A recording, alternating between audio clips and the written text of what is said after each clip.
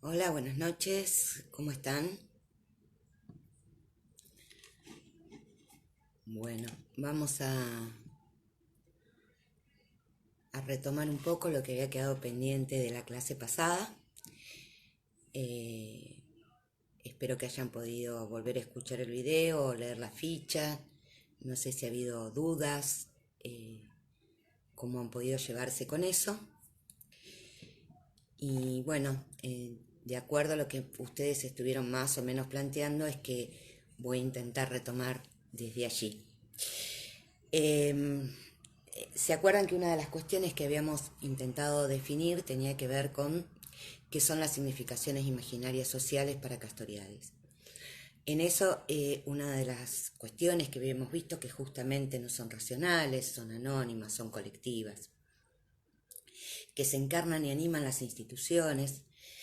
Y una de las cuestiones que había quedado planteada sobre el final y que algunos después consultaron es cuando decíamos que en realidad Castoriadis iba a plantear que en toda sociedad hay aritmética y hay mito. Bueno, esto tiene que ver con dos cuestiones.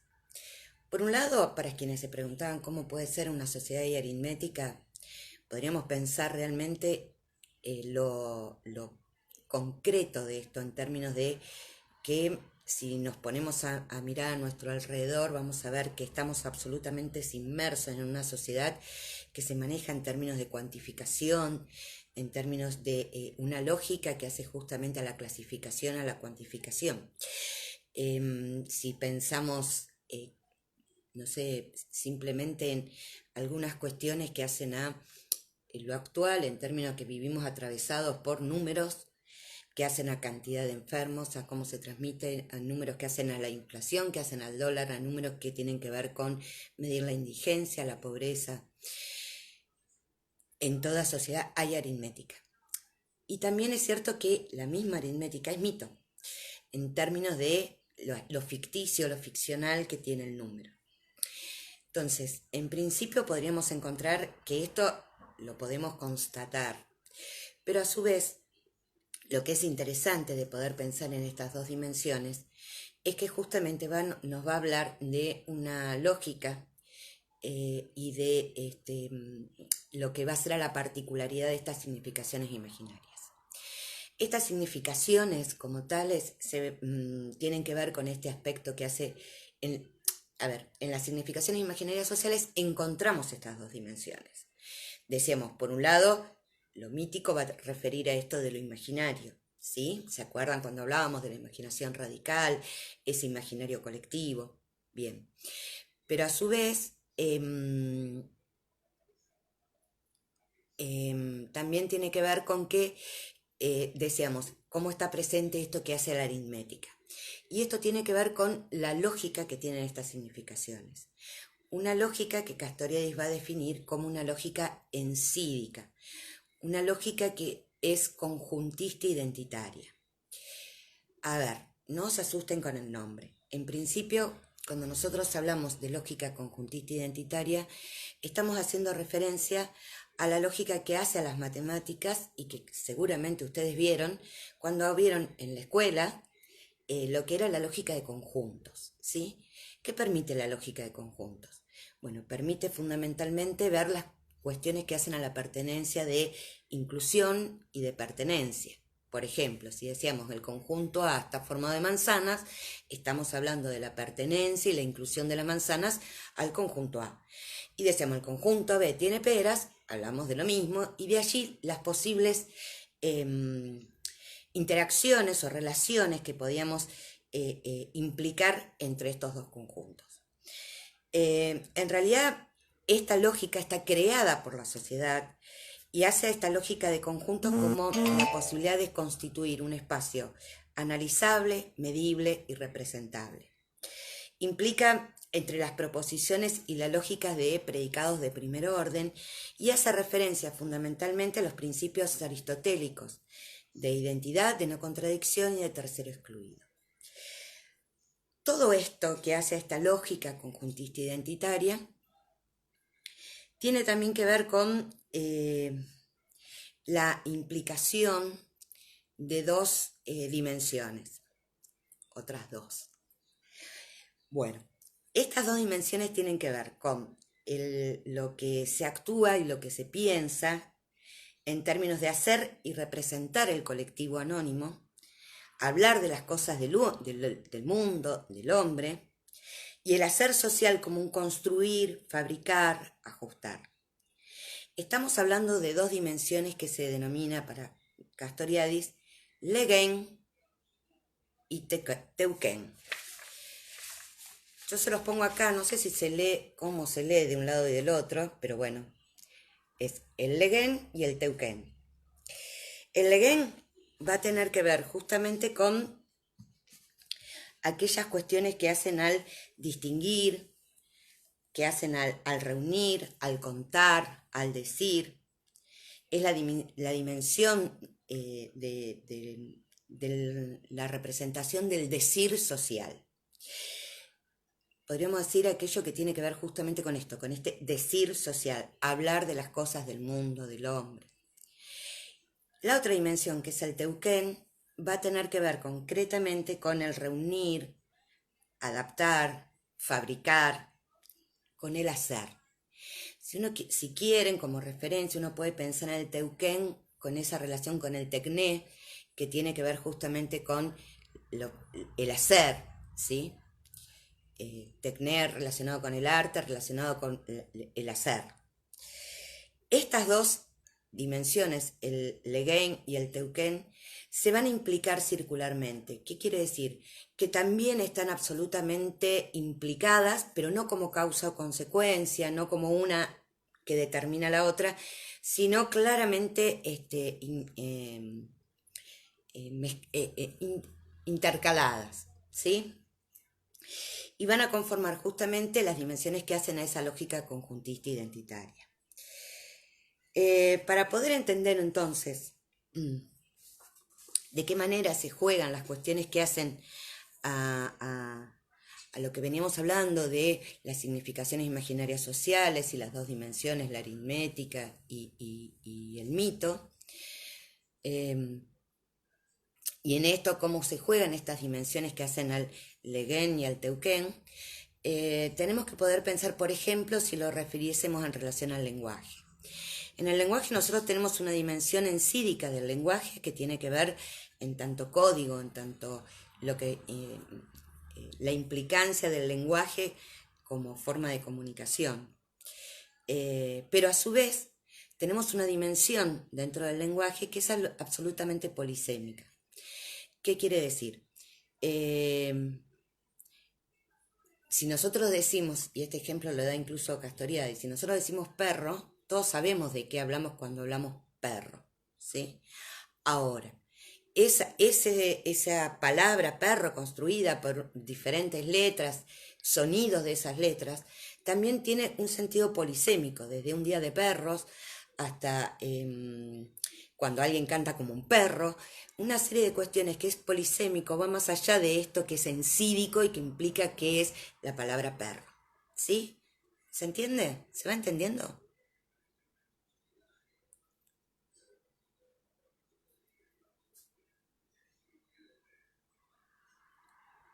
Espero alguna respuesta si se está entendiendo o no se está entendiendo.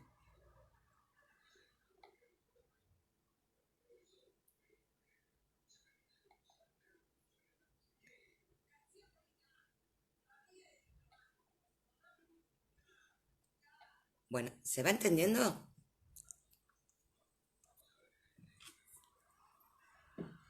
Bueno, no estoy viendo los mensajes, por eso no me están apareciendo, pero...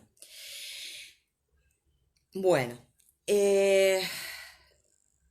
la sociedad como autocreación están implícitos tanto el Legen como el Teuken, ¿sí?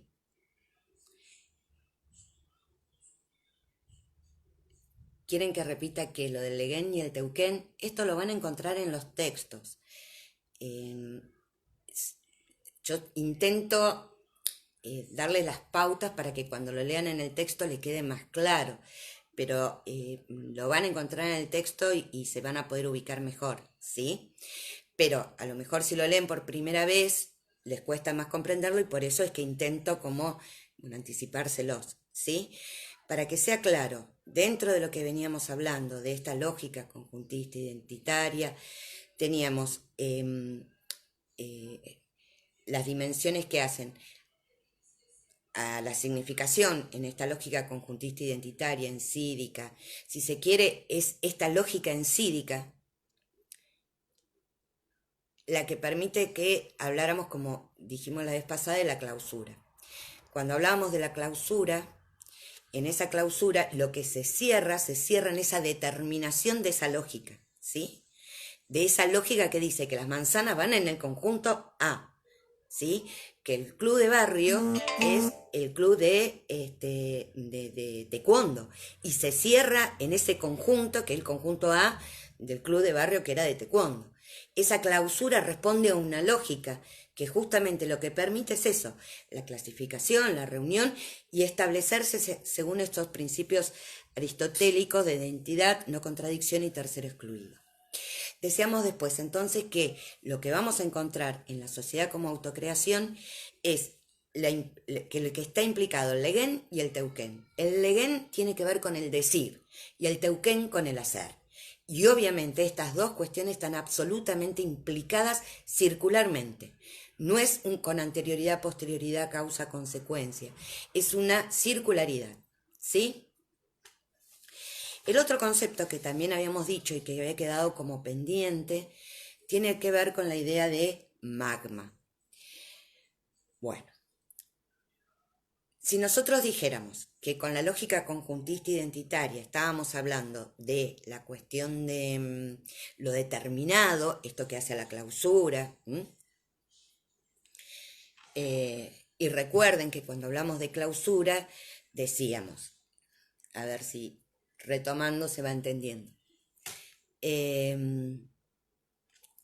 si nosotros decíamos que lo que hace a lo humano tiene que ver justamente con eso que uno podría decir que hace a esa mónada psíquica autocentrada, loca, ¿sí? Y que justamente necesita de la sociedad para adquirir sentido. Ese sentido es a partir de las significaciones imaginarias sociales que el mismo individuo construye. La semana que viene vamos a ver cómo se da ese proceso de la mónada psíquica, el proceso de socialización. Pero en principio lo que podemos ver es que justamente en esas significaciones imaginarias sociales que precisa lo humano para poder dar sentido y donde se construye, se fabrica el individuo como tal, que a su vez crea la sociedad, que lo crea, en esa relación es donde encontramos y decíamos que esa clausura, por ahí me pierdo, que esa clausura cierra, pero siempre está esa posibilidad que tiene el humano, no lo canónico de lo instintual, esa posibilidad de apertura de esa clausura, de cuestionar esa clausura. Esto por lo menos para que no lo refresquemos, ¿sí? Pero justamente esa posibilidad de que esa clausura no quede determinada y nada más, y no pueda pasar nada más que eso establecido, que pueda darse ese pasaje de lo instituido a lo instituyente, tiene que ver con estas dos dimensiones de las que veníamos hablando. Que no hay sociedad sin aritmética, no hay sociedad sin mito, que no hay sociedad donde no estén las significaciones con esto que hace al imaginario colectivo. A esa urdimbre, ese entramado que es la sociedad, es lo que va a decir Castoriadis, que denomina magma. El magma es justamente la urdimbre de significaciones que empapan a la sociedad y a los individuos. Es ese espacio imaginario plástico que otorga actualidad a la cis. Quiere decir que cuando habla de magma, lo que está hablando es justamente de las dos dimensiones juntas. No es lo determinado, pero no deja por fuera lo determinado. Es aquello que está, la posibilidad de, justamente de ese pasaje de lo instituido a lo instituyente. Es la posibilidad de esto de poder hacer, poder crear a partir de lo establecido. Entonces, cuando hablamos de magma, hablamos justamente de esa posibilidad de tener en cuenta esa urdimbre de las significaciones imaginarias sociales que implican estas dos dimensiones. No solo la lógica conjuntista identitaria, sino también la dimensión imaginaria. No era tan difícil. ¿Estamos? Bueno.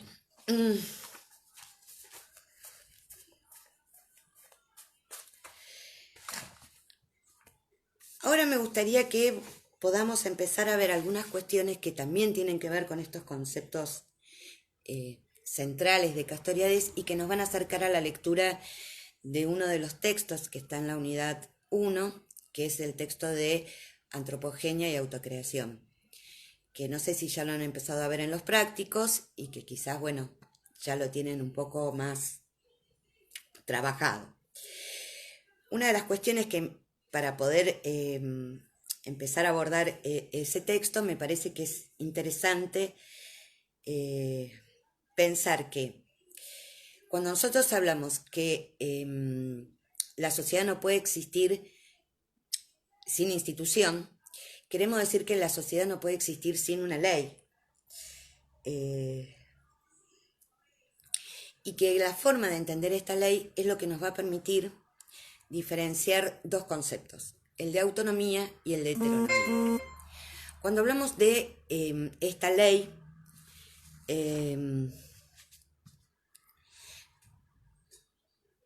para muchos, lo mismo que la historia, la ley está puesta o determinada de algo externo, de la misma manera que podemos pensar que hay un pensamiento identitario en relación a la historia que asegura que todo lo nuevo en la historia es derivable de otros sucesos. Hay un dominio de lo mismo en términos de someterse siempre a la acción de algo externo que somete la acción. Esto justamente incluso que explica las cuestiones que hacen el origen del hombre a partir de algo externo, que lo determina, que lo ubica, que lo destina. Esto tiene que ver con la heteronomía. La heteronomía es justamente esta cuestión que hace que nuestras decisiones, nuestras acciones estén determinadas por algo que fue precedente o algo que es externo a nosotros mismos. No ser parte de estas cuestiones, sino que quedamos presos de lo que incluso va a denominar Castoriadis como el pensamiento heredado, aquello que se hace porque siempre se hizo. En lo que hace a lo social, esto tiene que ver también con determinadas posiciones en determinadas sociedades. La mayoría de las sociedades responden a una mirada heterónoma en relación a la sociedad, ¿sí? Pensando que se conformaron a partir de determinadas cuestiones, explicando los hechos a partir de derivaciones de otros hechos, o de un pensamiento heredado que no se puede refutar porque es lo que siempre se hizo y es lo que hay que hacer.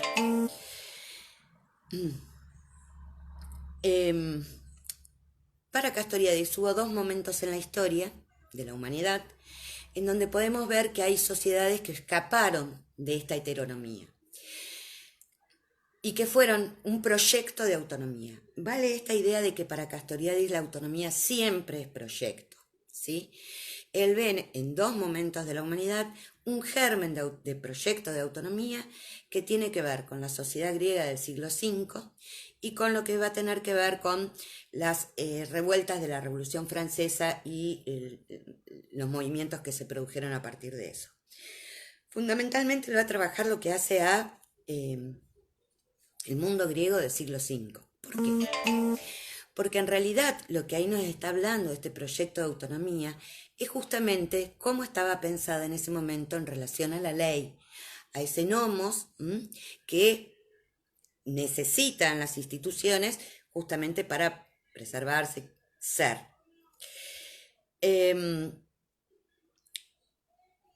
esta cuestión de poder pensar en un proyecto de autonomía en el siglo V es lo que también le permite a Castoriadis hablar de que filosofía y política nacen en el mismo momento y nacen justamente con el nacimiento de la polis en Grecia. ¿Por qué? Porque la tradición filosófica previa y la tradición política previa era pensamiento heredado. No había nada allí que preguntase en términos de cuestionar lo establecido. Y es a partir de eso donde justamente podemos ver ese germen de autonomía. La autonomía entonces es la capacidad de poner en tela de juicio las propias leyes de la existencia.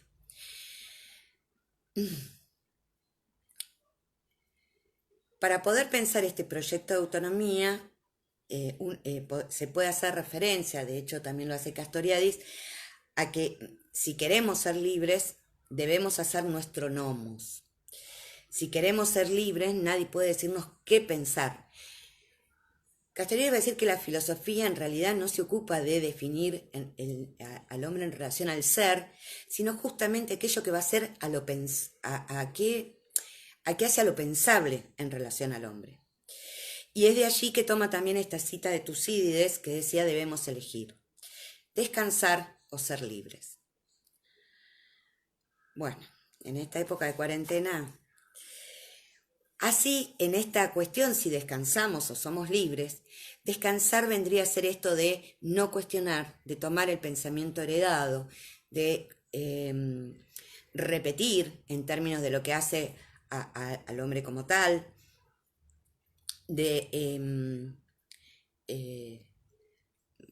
tomemos un ejemplo que hace a la política, por ejemplo. Castoriadis refiere a la polis como un hecho fundante en términos de lo que hace a la democracia. Y por las dudas, para quien no recuerde, este concepto de democracia que surge en el siglo V, época de oro de Pericles, tenía que ver fundamentalmente con la idea de cómo se construían las leyes. Esas leyes no eran dadas por alguien con mayor poder, sino que se construían en función de lo que va a ser el ágora, el ágora como plaza pública, como lugar de encuentro, todos a la misma distancia, y en esta misma distancia con la misma posibilidad de discutir, cuestionar y darse las propias leyes. Ahí había algo del orden de la política que estaba puesta en juego en un lugar fundante como va a ser la democracia. Y la filosofía en términos de poder pensar el cuestionamiento que se hacía a lo pensado, como también un momento fundante de ambas cuestiones, la política y la filosofía. Ahora bien, en esta también es donde vemos ese germen de autonomía, en esa posibilidad de elegir en términos de poder ser libres, en términos de poder hacer, de poder cuestionar, de poder no quedarse con lo establecido.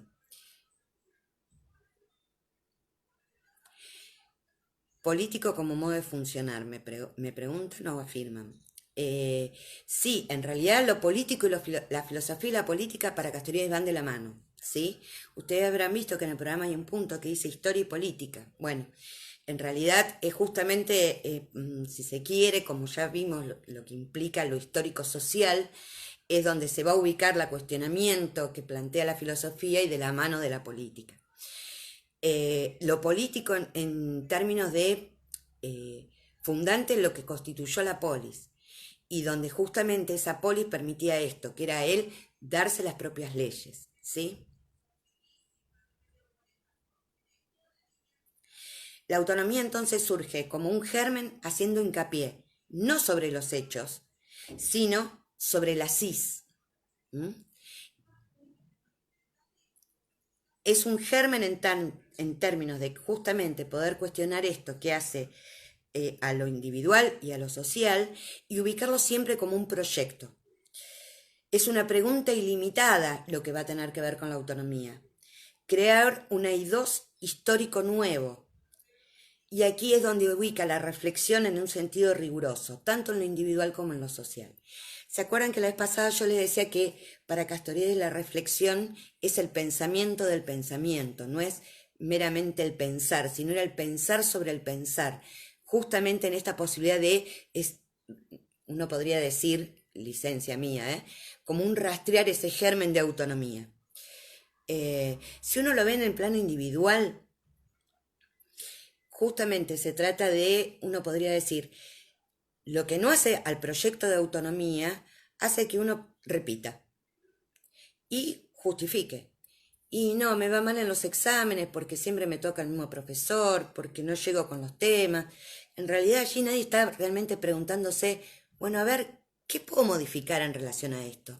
¿Hay algo de esto que yo pueda pensar o hacer diferente en términos de eh, este proyecto de autonomía? ¿No pensarme en un destino donde siempre me pasa lo mismo? Bueno, lo mismo en relación a la sociedad. Eh, Poder preguntarse, ¿son buenas nuestras leyes? ¿Son justas? ¿Qué leyes debemos hacer? Si pensamos en nuestra democracia actual, que es representativa, por lo cual es difícil volver a ese momento griego fundante, también es cierto que muchas veces nosotros, a pesar de tener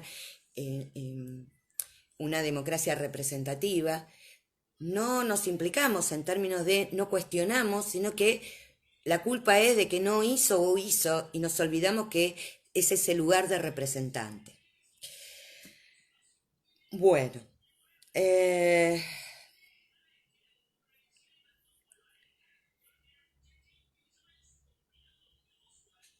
bueno, estoy viendo si estoy más o menos con lo que había pensado.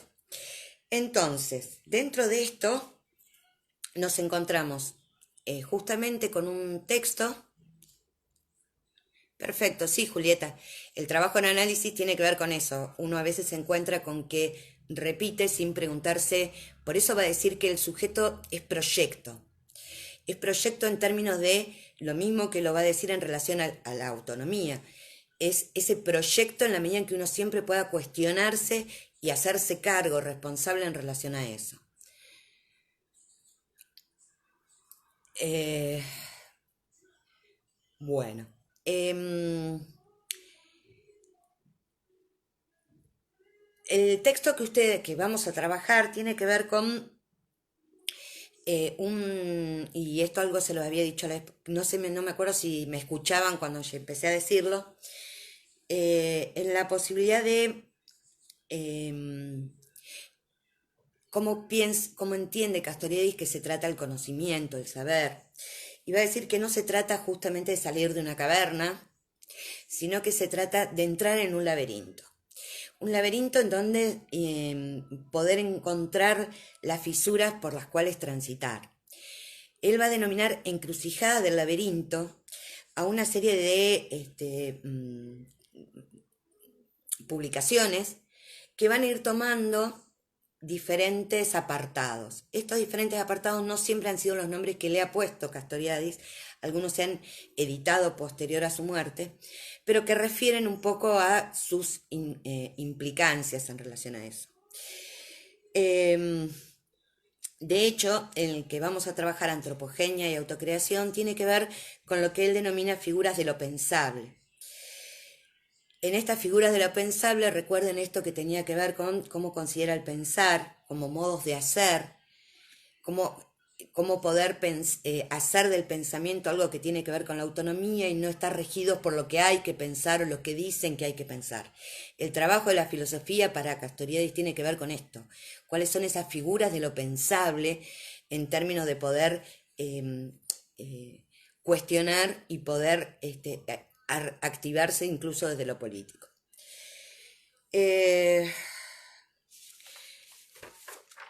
Figuras de lo pensable es el libro 6 dentro de Encrucijadas del Laberinto. Encrucijada del Laberinto comienza a escribir en 1978 y Figuras de lo Pensable se va a editar en 1999. Bueno, y ustedes habrán visto que en este artículo surge la cuestión de pensar qué es el hombre a partir de cómo ha explicado, ha intentado explicar lo que hace al origen del hombre. Y acá toma dos cuestiones que además son singulares en términos de poder pensar esto que veíamos trabajando. Dos autores de tragedia, la tragedia en realidad es anterior a estos dos autores, surge antes incluso en las cuestiones que tenían que ver con las fiestas dionisíacas. Pero lo interesante es que Castoriadis toma a Esquilo y a Sófocles, que los separan 20, 25 años entre sí, para dar cuenta primero de las significaciones imaginarias sociales que rodean a cada uno de estos autores. Si nosotros hablamos de significaciones imaginarias sociales que hacen una sociedad determinada, dada en un momento determinado, estamos haciendo referencia a que los pensadores de esa época están atravesados, están empapados de esas significaciones imaginarias, están atravesados por ese magma de significaciones. Esquilo refiere a un magma de significaciones cuando escribe sus tragedias, que va a ser diferente al magma de significaciones que van a recubrir la obra de Sófocles. Hay un vuelco ontológico, va a decir Castoriadis, entre esos 20-25 años. Y así van a poder dar cuenta a partir de sus trabajos en términos de responder a esto de qué hace al origen del hombre, desde dos formas diferentes. Una es la antropogenia, que lo va a plantear a partir de Esquilo y a partir de la tragedia de Prometeo, y otra que tiene que ver con la autocreación, y lo hace a partir de Sófocles en el texto de Antígona. Bueno, ven, no se me actualizan mucho los mensajes, pero me gustaría saber si ya no empezaron a leer los textos, si fueron claros, si los están trabajando o no. Freno un poco para escucharlos, leerlos.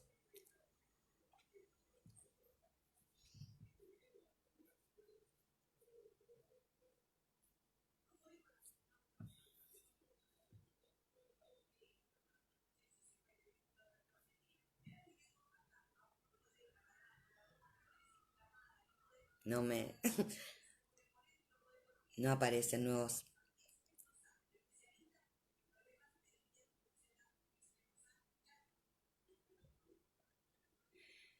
Sí, lo están viendo en el práctico. Bien, bien, bien. ¿Se va entendiendo? A ver.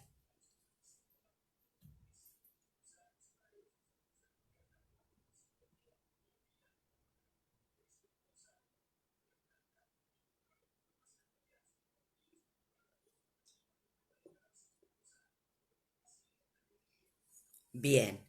Entonces, ya que lo están trabajando, ya que los están empezando a trabajar, y me parece bien que lean los textos, vamos a hacer una referencia más general como para que podamos... Sí, si pueden leer los dos mitos sería muy interesante, hay tiempo. Si pueden, estaría muy bueno. El de Prometeo y el de Antígona. Bueno, y habrán visto, vamos a hacerlo entonces más general, habrán visto que justamente si hay algo que va a diferenciar es justamente cómo va a explicar esto que hace a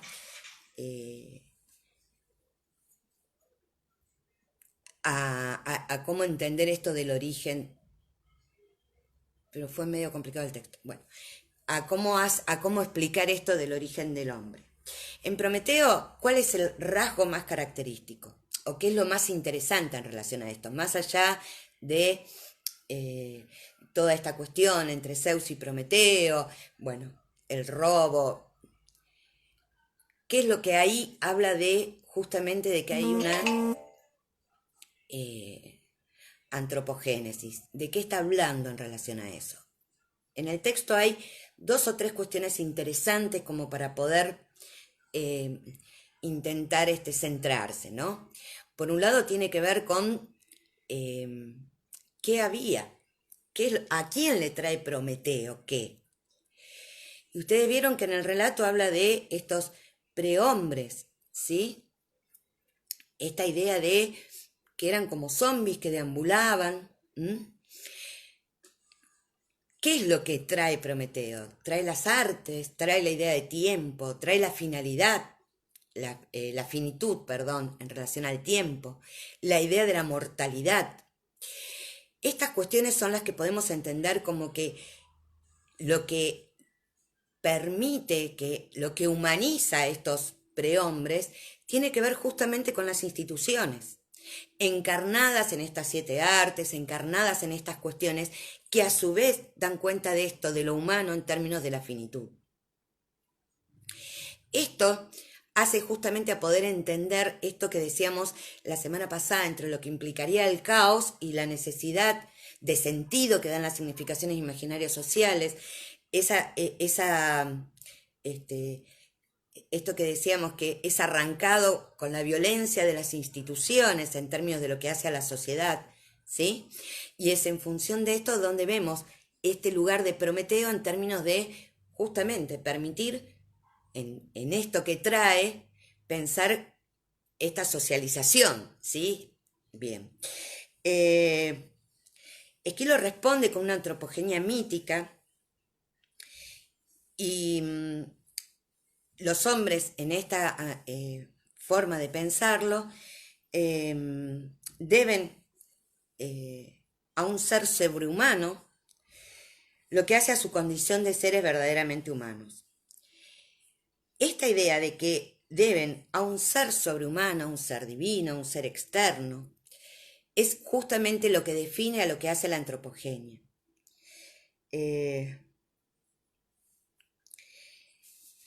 Y es quizás lo que va a definir esa cuestión de la humanidad en términos de como dos cuestiones. Una, que por fuera de las instituciones no estaba esa humanidad, y que dentro de las instituciones acá lo que sobresale es ese rasgo de lo extrasocial que los define, ese orden divino que los determina, que los humaniza. Después hay algunas cuestiones que son interesantes, esta cuestión de cómo los define como prehumanos, como sombras vacías que veían sin ver, escuchaban sin escuchar, sus largas vidas transcurrían sin ningún orden, al azar, bajo tierra, en cavernas oscuras, sin distinguir, sin reflexionar, sin pensar, no podían prever la muerte. Eran como bebés antes de hablar. Y lo que Prometeo les da tiene que ver con estos signos, estos puntos de referencias estables que son los que hacen posible la aprehensión y la medida del tiempo. Esa alteridad, esa ruptura que se produce de la condición prehumana a la condición humana, donde no hay una transición, no hay hay algo que está puesto como algo divino, como algo dado. Bien. Una de las cuestiones interesantes del texto es cuando en el diálogo aparece esto de que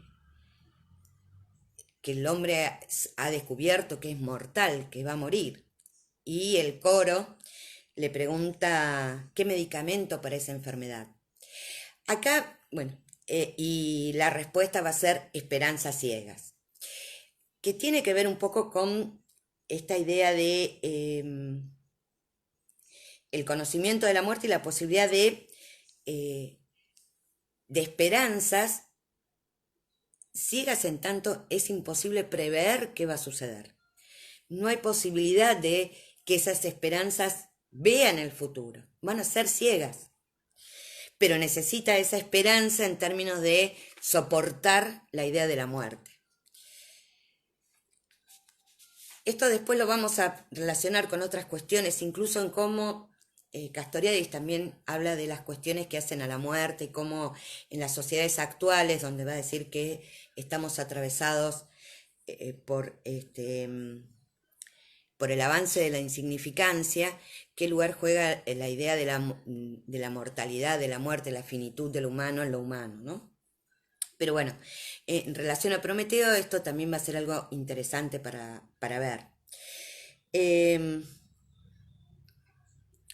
Nosotros decíamos, bueno, el otro texto que tiene que ver con Sófocles, decíamos que transitaron estos 20, 25 años, y hay también algo interesante, porque justamente Sófocles lo vamos a ubicar en lo que hace a la polis griega en términos de ese siglo V, y donde la tragedia también cumple un lugar en términos de lo público y en términos también de lo político. ¿Por qué? Porque lo que se representa en la tragedia tiene que ver también con aquellas cuestiones que hacen a lo público, ¿sí? Es como si fuese una forma de denuncia de lo que ocurría en ese mundo griego. Y ahí juega un papel fundamental el lugar del coro. El coro hace las preguntas que haría el ciudadano. El coro vendría a estar en este lugar de indagar, de preguntar, de cuestionar esto que se estaba representando. Y que fundamentalmente cuando se instala la polis es donde la palabra y la posibilidad de el decir va a tener una fundamentación relevante. Aristóteles también va a decir que la tragedia tuvo además un alto valor catártico en lo que hacía lo social, ¿no? Y va a decir que las dos grandes sensaciones es la compasión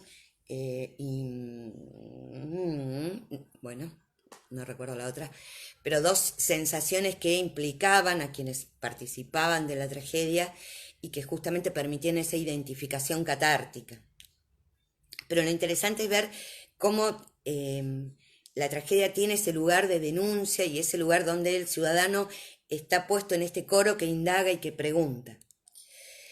Bueno, Sófocles en realidad también hace distintos cambios en relación al lenguaje con el que va a relatar las tragedias. Va a ser menos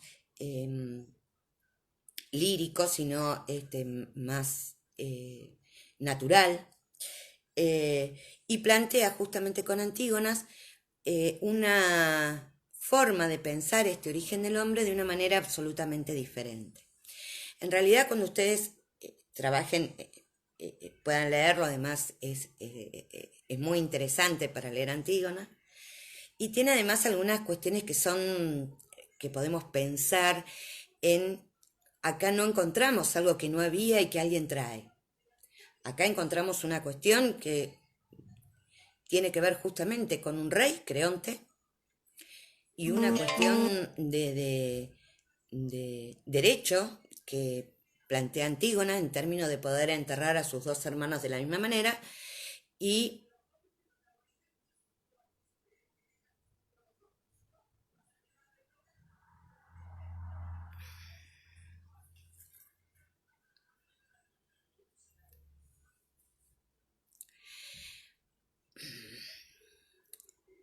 Julieta, perdón, me hace una pregunta Julieta, como si pudiésemos relacionar la antropogenia con la determinación del aislamiento social preventivo y la autocreación como la posibilidad de reinventarse. En realidad estos dos términos, antropogenia y autocreación, hacen referencia a cómo se piensa el origen. Pero está bien tu pregunta en términos más que de antropogenia y autocreación, en lo que podríamos pensar más del lado de lo determinado y lo indeterminado. En realidad, antropogenia y autocreación hace el origen de una forma de pensar lo humano, y ahí es donde va a aparecer si la forma de pensar lo humano es algo determinado ligado a la heteronomía, o si tiene que ver con la posibilidad de creación, de poiesis, que va a estar ligado más a la idea de proyecto de autonomía, ¿sí? Si vos querés, lo que vos planteás es, bueno, cómo cada uno encuentra en el germen de autonomía la posibilidad de crear algo por fuera de lo establecido. Y en este punto lo determinado sí tiene que ver con esta ley que está impuesta en términos de es la manera de cuidarnos, lo que no quiere decir que no pueda cuestionarse en términos, bueno, ¿qué hago con esta responsabilidad de cuidarme y cuidar a otros? ¿Sí? No simplemente un no me dejan hacer, sino qué hago con esto que puedo hacer dentro, que de hecho lo que uno más ve en estos tiempos de cuarentena es esta sensación de que no puedo hacer lo que había propuesto, no puedo hacer con el tiempo que tengo, no puedo, que en realidad creo que también tiene que ver con esto de cómo vivenciamos la imposibilidad impuesta de lo que no podemos hacer. Entonces, bueno, poder trabajar con esto de qué es lo que puedo dentro de lo que no se puede, hace a buscar ese germen de autonomía. De todas maneras, justamente, bueno, tiene más que ver, digo, con esta posibilidad de pensar si estamos en una sociedad heterónoma, y en función de esa heteronomía, de qué manera no quedarnos con lo establecido y poder conformar nuevas cuestiones, nuevas posibilidades, esta cuestión de lo instituyente, ¿sí? También podemos pensar que esta epidemia es instituyente de algo nuevo, si viene a cuestionar o no determinadas cuestiones establecidas. Pero bueno, en este magma de significaciones, la pandemia tiene todavía arbitrariedades en términos de qué significa, ¿no? ¿Qué nos atraviesa en relación a esto? ¿Cuál es ese magma? Bueno, lo de Antígona decíamos entonces, tiene que ver con esto de este rey Creonte, del derecho de Antígona de querer enterrar a sus dos hermanos, negado por Creonte porque uno de los hermanos justamente no formaba parte del ejército de Creonte, sino era opositor. ¿Y qué hace Antígona con esto? Esto es donde va a estar esta posibilidad de ver cómo Antígona puede cuestionar lo establecido por Creonte, lo que fijaban las leyes, en términos de poder darle a su hermano la sepultura que merecía. Bueno, acá es interesante ver, sobre todo en este diálogo, las cuestiones que justamente, donde repara Creonte, incluso cuando su hijo, que era el novio de Antígona, tiene algo de novela venezolana, bueno, algo que le reclama su propio hijo, el novio Hemón, el novio de Antígona, y le dice, la ciudadanía te pide que la escuches porque la mandó a encerrar para que mueras en una cueva, y Creonte dice, no, esto es lo que está y de esto no me puedo mover. Entonces, ahí es donde están estas cuestiones que decíamos de el pensamiento heterónomo, lo determinado, el pensamiento heredado, no poderlo cuestionar, qué es lo que sí va a ser Antígona. De todas maneras, lo interesante del texto también, además de ver este germen de autonomía en el cuestionamiento de lo establecido, hay también algo que va a ser lo que va a definir Castoriadis como lo trágico de la democracia. Lo trágico de la democracia es que implica necesariamente la autolimitación. Esta autolimitación tiene que ver con que nosotros como humanos que tenemos esta imaginación radical, núcleo de representaciones, intenciones y deseos, esta psique desaforada, necesita para poder transcurrir en términos de construir esta sociedad y construirse como individuo, esa autolimitación, ¿sí? Para no caer en desmesura, no caer en ubris, según como sean las definiciones, en general es con Y, pero también puede estar como ubris, y que en griego quiere decir desmesura. Ya sea en todo lo que va a ser las significaciones que se traman en términos de este momento democrático que hace a la polis con la época de oro de Pericles. Previo a eso ya Solón había hablado de ese, en el mundo griego, de esta idea del justo medio, de que nada fuera en desmesura, ni lo económico, ni las pasiones, la búsqueda de ese justo medio. Y en relación a eso es que también aparece esta idea de desmesura en el mundo griego como una denuncia a estas desmesuras en cualquier situación. Todo lo que fuera desmesura va a ser apolis, va a ser aquello que queda por fuera de ese lugar de ciudadano. Y una de las cuestiones interesantes también de este diálogo tiene que ver cuando, dos momentos les diría, uno es cuando habla de la terribilidad del hombre. Esa terribilidad tiene que ver con esto del hombre que no es determinado, con esa indeterminación, con eso loco. Y lo otro justamente tiene que ver con tener razón y estar equivocado. Porque justamente si hay algo en lo que no podemos asentar la base de lo humano, o la verdad, que también Castoriadis en esto va a ir por fuera de ciertos planteamientos filosóficos en relación a la verdad, justamente no está del lado de la razón. Justamente, y esto vale además para que lo pensemos en la vida cotidiana. ¿Cuántas veces nos peleamos por quién tiene la razón? Y no existe una razón. En todo caso hay razones. Y uno puede tener la razón y estar equivocado.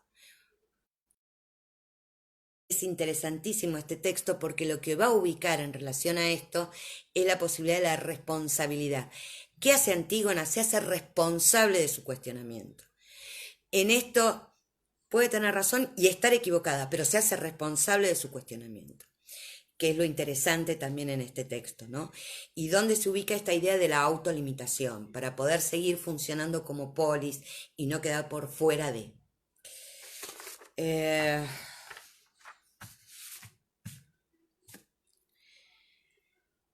Bueno, el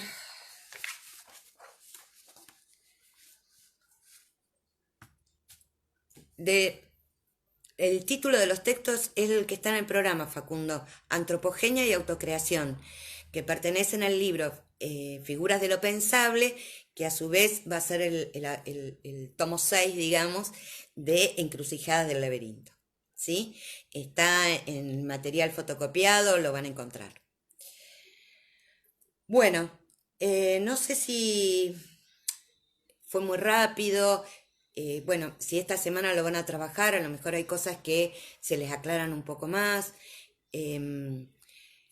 Voy a leer durante la semana las consultas que haya, como para poder retomarlas la semana que viene. Y me gustaría poder trabajar la semana que viene lo que hace a la mónada psíquica y el proceso de socialización para poder verlo un poco mejor y poder un poco también empezar a, a ver esta cuestión del nomos, la ley, que va a tener toda una cuestión interesante para rastrear incluso en los presocráticos y bueno, poder trabajar un poco con ustedes esto, pero bueno, despacio, ¿sí? Bueno.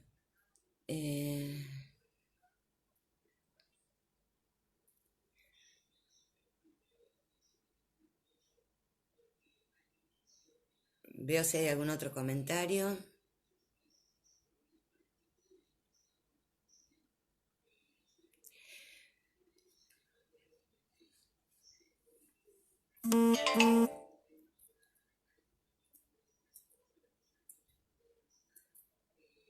Bueno, entre que llegan tarde. Bueno, si no, después cualquier cosa los veo en forma individual. Bueno, espero que se haya más o menos comprendido. Eh, Vuelvo a decirles, es difícil hablar con uno mismo. No, lo que subí de los alumnos que cursan y los que tienen que rendir libres es en principio para más o menos saber qué proporción había de alumnos que nunca habían visto la materia y los que a lo mejor sí ya la vieron, tienen una primera leída, mirada y entonces por allí querían profundizar más algunas cuestiones. Y también porque los alumnos que ya la hicieron o que la estudiaron porque la van a hacer libres, a lo mejor tienen alguna consulta o cuestiones, no sé, suponete, de André Green, de la unidad 3, de la unidad 4, y en esto de que al día que se habilite lo presencial, quizás haya mesas de exámenes y quieran tener consultas en términos de algún texto que a lo mejor vamos a ver después nosotros en lo regular, que haya un espacio para esas preguntas y que veamos otra forma de consulta, sea si eran pocos o si era por mensaje privado, si era por videollamada, no sé, encontrar ahí las formas de resolver la cuestión de los que vieron la materia y que tienen a lo mejor preguntas o dudas de temas que vienen a posteriori en el programa, ¿sí?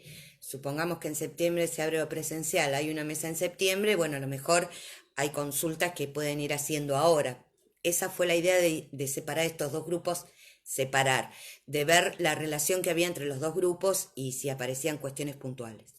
Nada más que eso, por eso les dije que no era selectivo, pero sobre todo por esa cuestión.